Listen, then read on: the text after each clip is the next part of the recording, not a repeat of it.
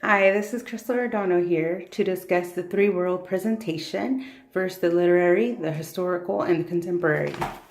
The chapter I chose to discuss and research was Matthew chapter 2, verses 1 through 12, the pagan seekers. I felt like this was the easiest for me to relate to and to see all three aspects of the historical, literary, and contemporary. The first thing we learn is that King Herod, all of his rule, he died in 4 BC and Jesus was born in 6 BC or earlier. So I feel like that was a good metaphor for out of evil can come good, and that also teaches us to not give up when times are tough or things look bleak and it doesn't look like you can succeed out of all the darkness. You can. Jesus has proved that is possible. Herod was Idumean. He built temples for pagan gods in areas dominated by his Gentile subjects and temples for divine Emperor Augustus, who we know was not divine. Neither was Herod.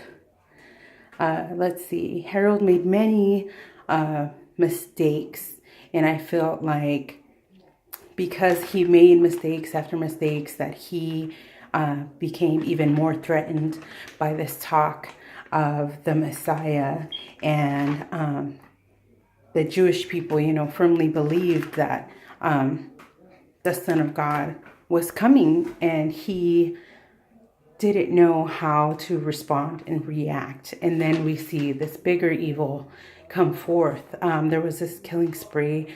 He killed his own sons. He killed one of his wives. He killed a mother-in-law. He had all the newborn babies and toddler sons, in a certain village, killed because he was trying to get to Jesus and end his life before it essentially basically began.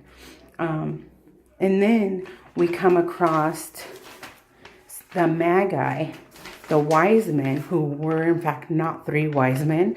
There was several and many. It doesn't state how many.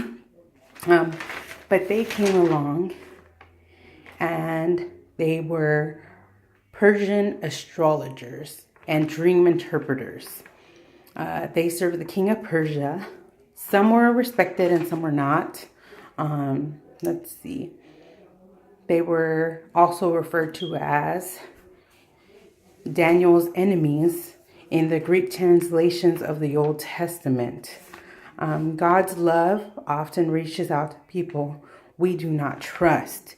And this was a perfect example of that. A lot of people expected the Magi to come along and be hostile, and that was not the case. I felt like a very important piece that helped me put everything together was this parable. The parable of the sower teaches us we should sow widely because we cannot predict what ground will bear fruit. Scripture condemns divination, including astrology, as worthy of death. And I felt like this was huge. I mean, today, in today's society and world, there still are people that let astrology rule their lives. They let psychics, they let these different philosophers, tell them how and what to believe. We see it in cults. We see it, in everyday society, and people that believe in this evil is stronger than Jesus. And we should not let that rule our lives. And it's kind of twofold. It's like what we learned this week about, there being this fine line between heaven and earth, and how it comes twofold, and how what was then is now.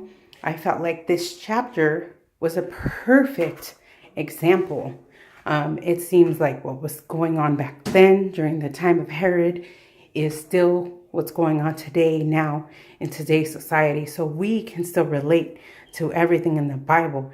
And if Jesus can survive King Herod's reign, then we can survive anything. Thank you. That's it for today.